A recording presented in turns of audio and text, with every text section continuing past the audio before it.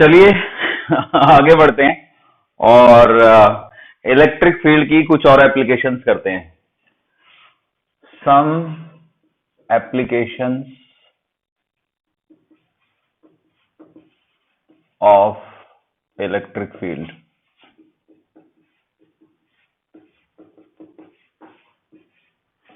देखो बच्चों, एक एप्लीकेशन ये है, मान लीजिए कि ये वाई एक्सिस है और ये एक्स एक्सिस है, ठीक है। तो यहां पर एक पार्टिकल है जिसका चार्ज Q है। इस पॉइंट का नाम A है, कोऑर्डिनेट है 0, A। और ये एक पॉइंट है, यहां पे भी एक पार्टिकल है जिसका चार्ज Q है, इसका नाम B है, कोऑर्डिनेट है 0, -A। और ये कोई पॉइंट P है और हमें पॉइंट P पे इलेक्ट्रिक फील्ड निकालना है। P के कोऑर्डिनेट है x, 0।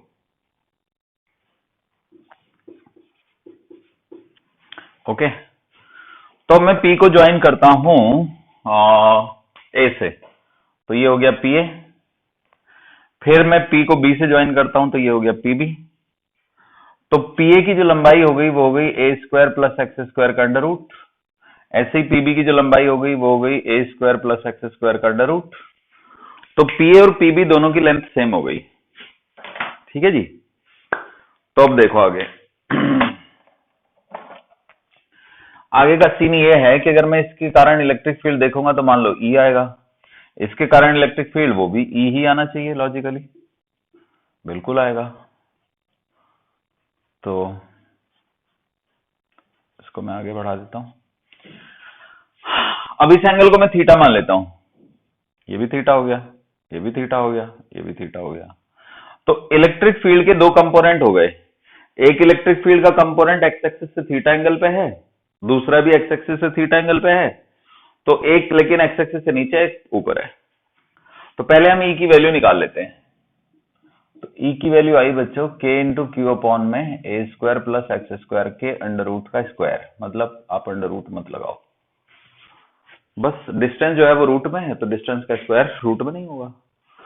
अब ध्यान से देखो, अगर मैं पॉइंट P पे इलेक्ट्रिक फील्ड की वैल्यू ढूंढूं तो E sin थीटा, मतलब E का एक कंपोनेंट आएगा ना ऊपर को जिसका नाम होगा E sin थीटा। ऐसे एक कंपोनेंट आएगा ना नीचे को जिसका नाम होगा E sin थीटा। ये कट जाएंगे एक दूसरे से, लेकिन इनके जो कंपोनेंट होंगे ना कॉस वाले, E cos थीटा, और इसका भी एक कंपोनेंट होगा E cos थीटा, ये ऐड हो जाएंगे। तो कुल मिला के net electric field at P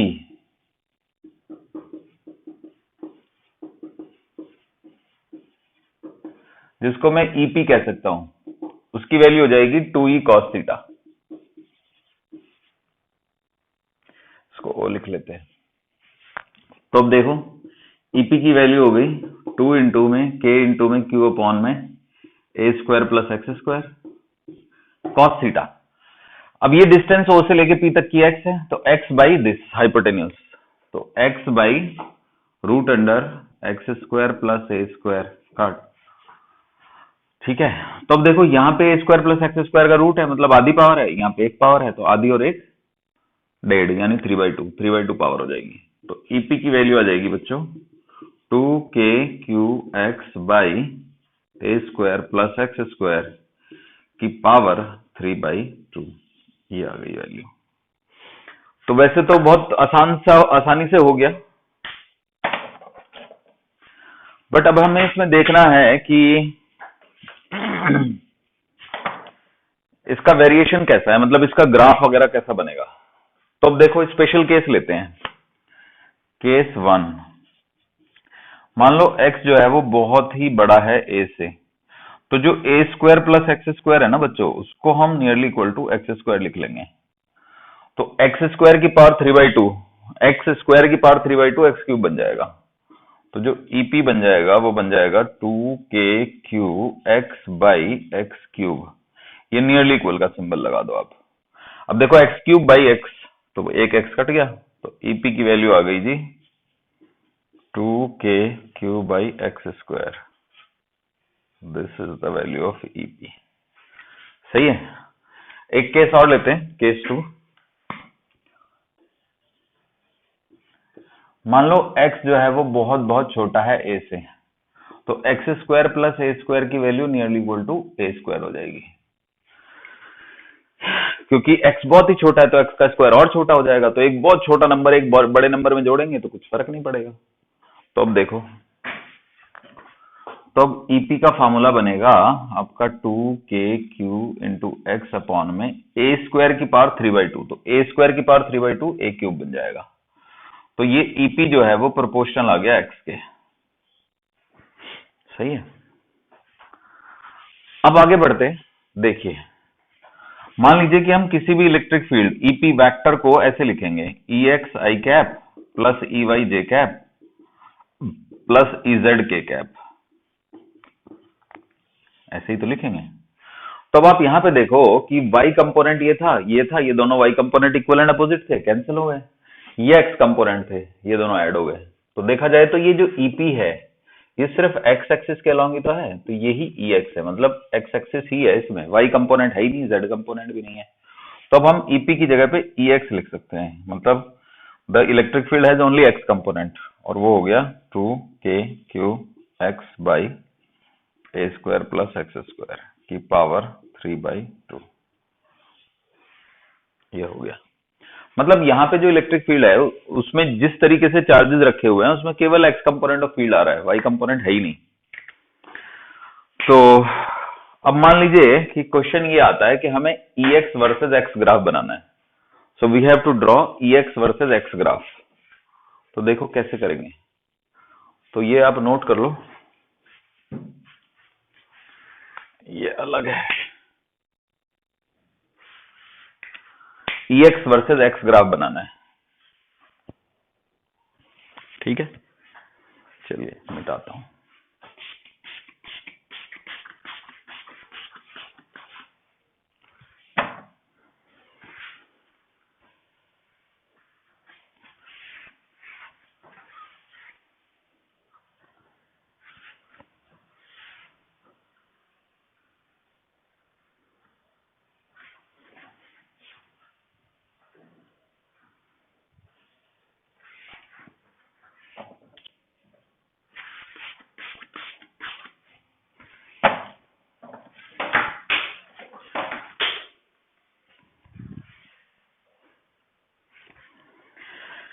देखो बच्चों, EX का फॉर्मूला क्या आया था? EX का फॉर्मूला था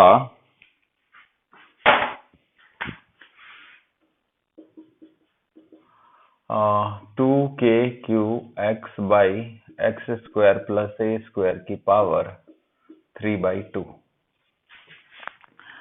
अब हमने ये देख लिया था कि अगर x बहुत बड़ा है a से तो EX का फॉर्मूला बन गया था 2k/q बाई एक्स स्क्वायर, और अगर x छोटा है a से तो EX का फॉर्मूला बन गया था 2k/q बाई ए क्यूब।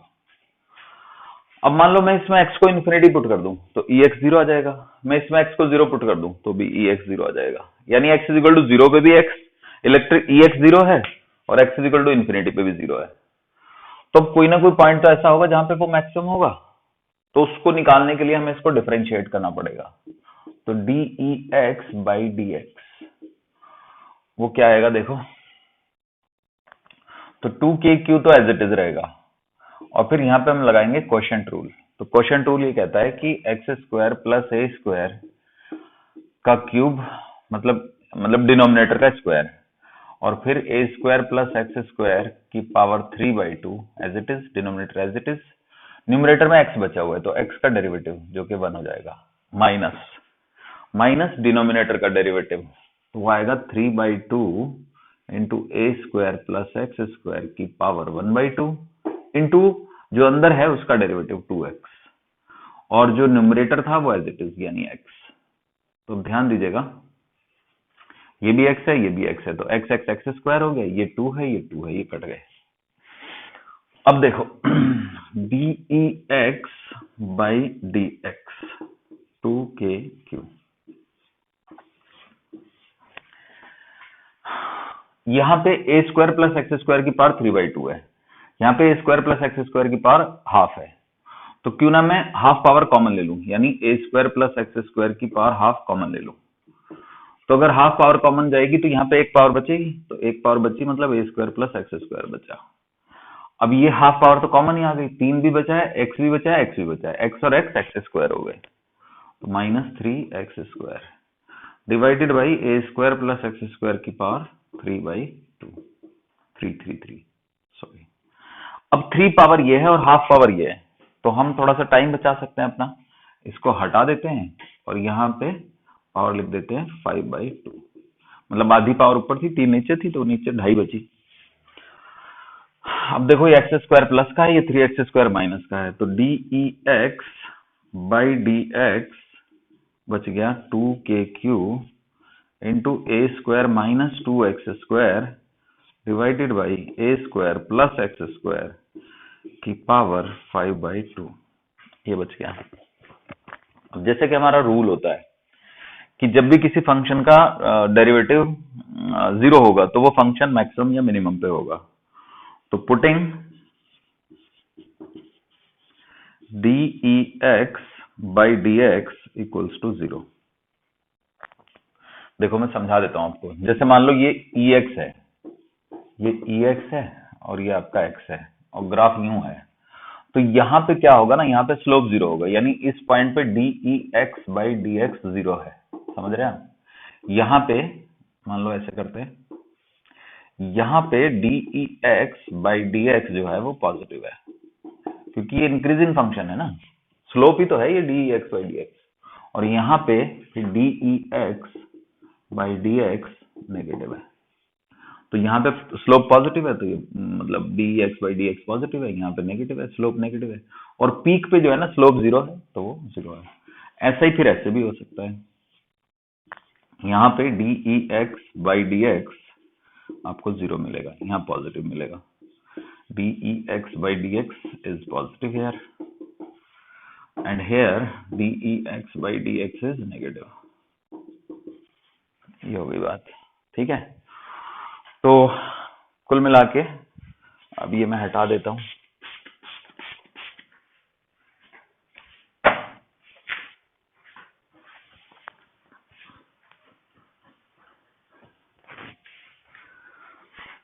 देखो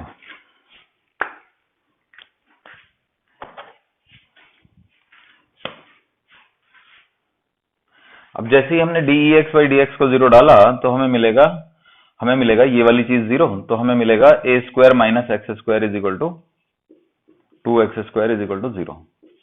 उससे हमें मिलेगा a square is equal to 2x square, उससे हमें मिलेगा x is equal to plus minus a/√2, ये हमको मिलेगा। यानी ऐसे 2 पॉइंट हैं जहां पे इसका डेरिवेटिव 0 है, ठीक है जी। अब देखो, अब हम क्या करते हैं ना, इसमें x की जगह पे a/√2 डाल के देखते हैं, तो ex की वैल्यू निकालते हैं at x is equal to a/√2, तो देखिए क्या आएगी, तो 2k³ इंटू में a/√2 divided by x square plus नहीं, एक्स स्क्वायर नहीं, a square by 2 plus a square की पावर 3/2, क्योंकि x की जगह तो हमने a/√2 डाल दिया ना, तो एक्स स्क्वायर बन गया a स्क्वायर बाई 2। तो अब क्या आ गया, तो ये आ गया 2k³ into a/√2 divided by, ये हो गया 3a स्क्वायर बाई 2 की पावर 3/2। अब 3 की पावर 3/2 का मतलब होता है 3√3, 2 की पावर 3/2 का मतलब होता है 2√2, किसी भी चीज की पावर 3/2 का मतलब, जैसे a की पावर 3/2 है तो इसका मतलब होता है a√a, समझे ना बच्चों, ये मतलब होता है इसका, मतलब a की पावर 1.5 तो a की पावर 1 और आधी। तो अब देखो 2k³ into a/√2 divided by 3√3/2√2 into a³ a square की पावर 3/2। अब ये √2 इस √2 से गया और ये 2 ऊपर चला जाएगा, तो ये वैल्यू आ जाएगी आपकी 4k³ बाई a³ से एक a कटेगा 3√3 a स्क्वायर। ये ex की वैल्यू आ गई कहां पे बोला, a/√2 पे। सही है बच्चों। अब अगर हमें x is equal to minus a/√2 पे वैल्यू चाहिए, तब क्या करेंगे, मान लो हमें यही value minus a by root two पे चाहिए, तो ई एक्स की जो वैल्यू आएगी ना minus a by root two पे, वो उसमें बस यहाँ माइनस आएगा, यहाँ तो स्क्वायर करेंगे प्लस ही हो जाएगा, क्योंकि minus a by root two का स्क्वायर भी प्लस ही होता है। तो final answer minus 4k³ by 3√3 a square ही आएगा। मतलब अलग आया, माइनस में आया, यहाँ प्लस में आया। तो अब हमें पता चल गया कि जब जब x पॉजिटिव होगा तो ई एक्स पॉजिटिव होगा, और जब जब x नेगेटिव होगा तो ई एक्स नेगेटिव होगा। इतना तो पता चल गया। तो अब इसका और ग्राफ बनाते हैं। अब यहाँ पे देखो, यहाँ पे हमें ये साफ दिख रहा है कि जो ई एक्स है ना वो प्रोपोर्शनल हो गया x के, और इसी में अगर हम x को 0 डालें तो ई एक्स 0 आ गया। तो ओरिजिन पे फील्ड 0 है, और जब x बहुत छोटा है तो वो फील्ड x के प्रोपोर्शनल है। सही है बच्चों? तो चलिए फिर बनाते हैं ग्राफ। देखो, ये मैं मिटा देता हूं।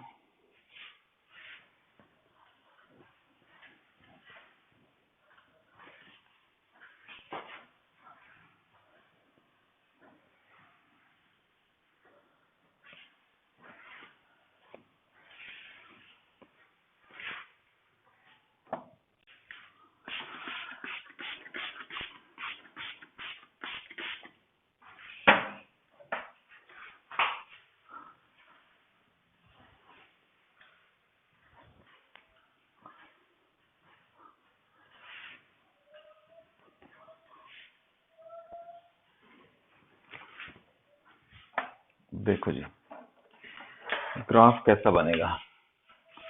तो मान लो x एक्सिस पे हमने लिया है x, और y एक्सिस पे हमने लिया है ई एक्स। ठीक है, तो शुरू में तो ग्राफ को ना यहाँ पे तो 0 ही रहना है, तो शुरू में ग्राफ हमारा स्ट्रेट लाइन बनेगा। सो this is a straight line.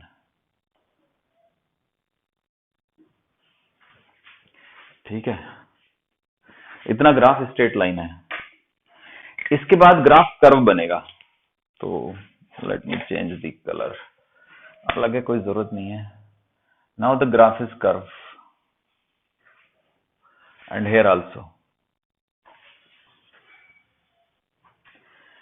अब ये वैल्यू है a बाई रूट टू, ये वैल्यू है आपकी 4k³ बाई 3√3 ए स्क्वायर। ऐसे ही ये वाली वैल्यू है minus a by root two, और ये वाली वैल्यू है -4k³ बाई 3√3 ए स्क्वायर। ऐसे हो गया। या फिर अगर एप्सिलॉन नॉट की टर्म में डालना हो तो k की वैल्यू 1/4 पे एप्सिलॉन नॉट, तो वो कट जाएगा, तो q by 3√3 pi epsilon not a square, ये भी लिखी जा सकती है। यानी कि माइनस का q by 3√3 pi epsilon not a square, ये भी लिखी जा सकती है। ठीक है जी। अब यहां पे देखो, ग्राफ जो है ना ये कैसा है। तो ग्राफ जो है ये इस लाइन को टच नहीं करना चाहिए, और इसके पैरेलल भी नहीं होना चाहिए। मतलब आप यहाँ पे देखो, यहाँ पे गैप थोड़ा बड़ा है, the gap is bigger, and then gap is small small small small, तो gap will keep on reducing. छोटा सा पोर्शन स्ट्रेट लाइन है, तो बस यही है ग्राफ। ठीक है, ए बाई रूट टू पे फील्ड मैक्सिमम है, minus a by root two पे भी मैक्सिमम है। अगर हम मैथ की बात करते हैं तो मिनिमा बोलते हैं इसको, ये लोकल मैक्सिमा कहलाता है, ये लोकल मिनिमा, बट फिजिक्स में ये भी मैक्सिमम है। माइनस साइन ये इंडिकेट कर रहा है कि ये ओरिजिन पे रखे हैं ना दो पार्टिकल, मतलब वाई एक्सिस पे रखे थे ना दो पार्टिकल, तो एक्स एक्सिस पे फील्ड एक्स पॉजिटिव एक्स दिशा में होगा, नेगेटिव एक्स एक्सिस पे नेगेटिव दिशा में होगा। तो माइनस साइन ये इंडिकेट कर रहा है कि इलेक्ट्रिक फील्ड की जो डायरेक्शन है वो रिवर्स हो गई है। ठीक है, तो अब इसके ऊपर बेस्ड मैं एक क्वेश्चन देता हूं आपको। देखो,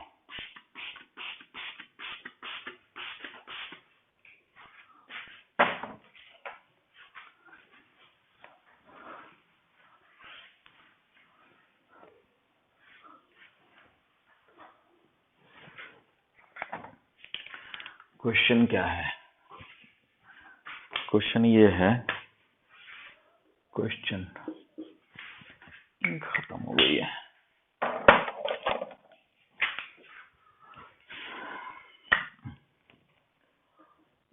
two particles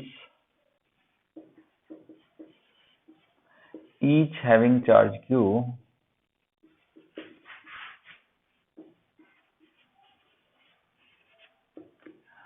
are placed at 2 points A 0, A and B 0, -A respectively.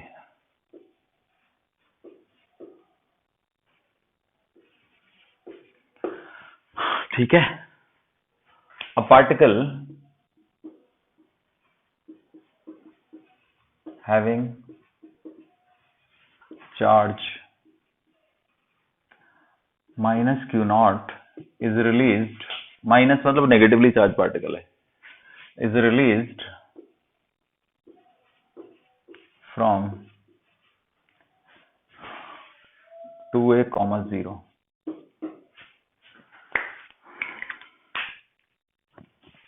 The charge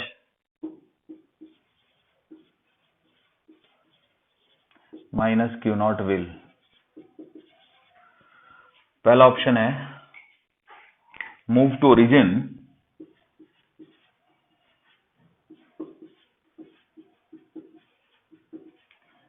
and stay there,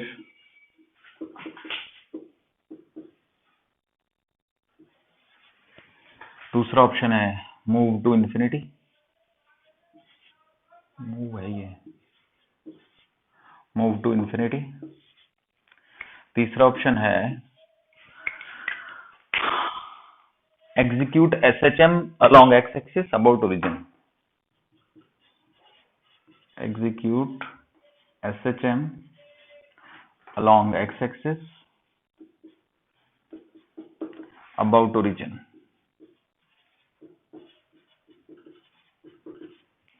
और चौथा ऑप्शन है कि ये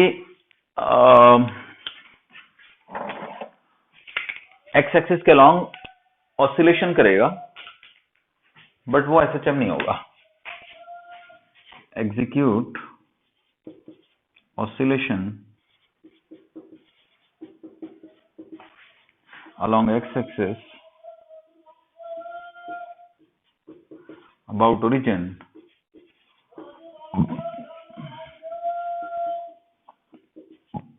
but not SHM.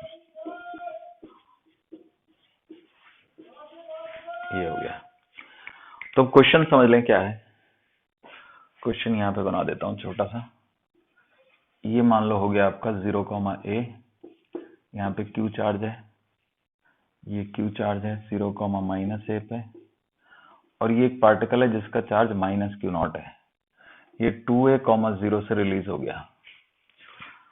अब जैसे कि आपको पता ही है कि यहाँ पे इलेक्ट्रिक फील्ड इस डायरेक्शन में था, this was the electric field, और इलेक्ट्रिक फील्ड की वैल्यू थी 2kqx by x square plus a square की पावर 3/2.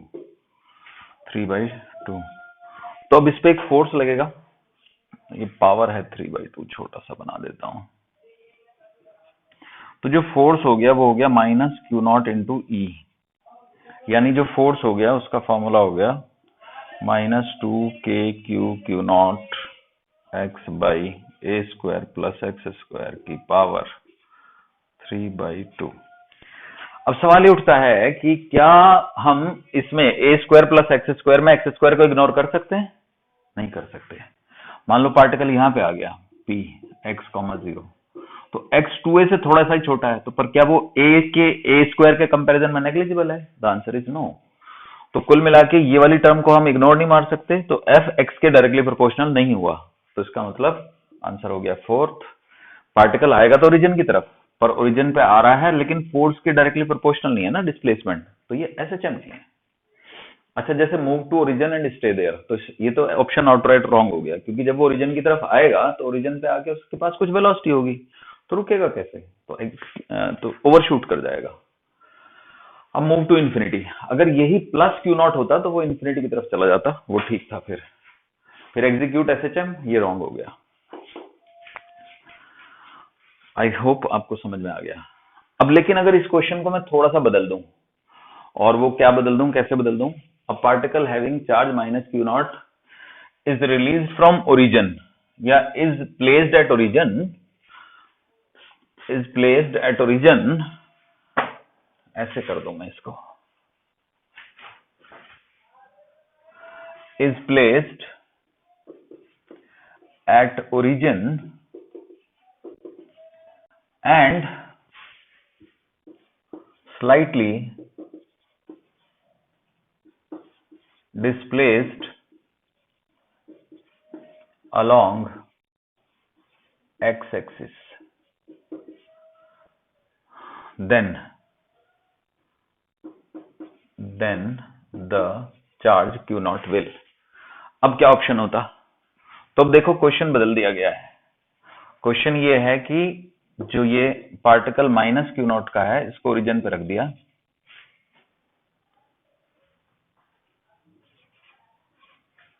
और स्लाइटली डिस्प्लेस कर दिया इसको एक्स एक्सिस के अलोंग, इधर हल्का सा डिस्प्लेस कर दिया। तो this x is very very smaller than A, because slightly word है ना यहाँ पे, स्लाइटली डिस्प्लेस्ड। तो अब अगर यही आंसर है तो इसी में देखें, if x is much much less than a, तो a square plus x square will be nearly equal to a square. So in that case the force will be 2k q not by a cube into x. तो force is directly proportional to x हो गया with minus sign, so F is proportional to minus x. तो ये condition हो गई SHM की, तो फिर ये एसएचएम करेगा। अब एसएचएम करेगा तो अगर मान लो टाइम पीरियड निकालना हो तो फिर हमें इस पार्टिकल का मास भी पता होना चाहिए। तो हम लिखेंगे एफ को m इंटू में d2x by dt square which is equal to minus 2k q not by a cube into x. ये एक्सेलेरेशन हो गया, तो हम इसको लिख देंगे d2x by dt square is equal to minus 2k q not by m into a cube into x. अब जो स्टैंडर्ड इक्वेशन होती है एसएचएम की वो होती है d2 square x by dt square is equal to minus omega square into x. तो अब इन दोनों को कंपेयर करेंगे तो ये हो गया ना मतलब आपका ओमेगा स्क्वायर। तो अब आप देख लो this omega square, so this is also omega square, है ना। तो यानी ओमेगा स्क्वायर की वैल्यू आ गई 2k q not by m into में ए क्यूब। तो मैंने जानबूझ के एक्सेलेरेशन को ए नहीं लिखा क्योंकि ए डिस्टेंस है ना वहां पे। तो अब यहां से टाइम पीरियड आ जाएगा, मतलब ओमेगा आ जाएगा इसका अंडर रूट और टाइम पीरियड आ जाएगा 2 pi root under m into में a cube by 2k q not. This will be the time period. तो अब की बार आंसर 4 नहीं बल्कि 3 हो जाएगा। तो अगर हम डिस्प्लेस करेंगे 2a,0 से या 3a,0 से या 4a,0 से, इवन a,0 से, तो आंसर 4th रहेगा, execute oscillation along x axis but not SHM. But अगर हम प्लेस कर दें ओरिजिन पे और उसको एक्स एक्सिस के अलोंग स्लाइटली डिस्प्लेस कर दें तो फिर एसएचएम हो जाएगा। और मजेदार बात यह है कि एक्स एक्सिस ही क्यों, अगर हम जेड एक्सिस के अलोंग भी डिस्प्लेस कर दें ऐसे तो भी एसएचएम होगा। असल में अगर हम एक्सजेड प्लेन में किधर को भी डिस्प्लेस कर दें तो आंसर यही एसएचएम ही रहेगा। एक्सजेड प्लेन में याद रखिए ये वाई एक्सिस है, तो एक्सजेड प्लेन जो है ना वो ये वाला प्लेन होगा, ये वाला प्लेन। तो इस प्लेन में आप किधर को भी डिस्प्लेस कर दो, एग्जीक्यूट एसएचएम, ठीक है।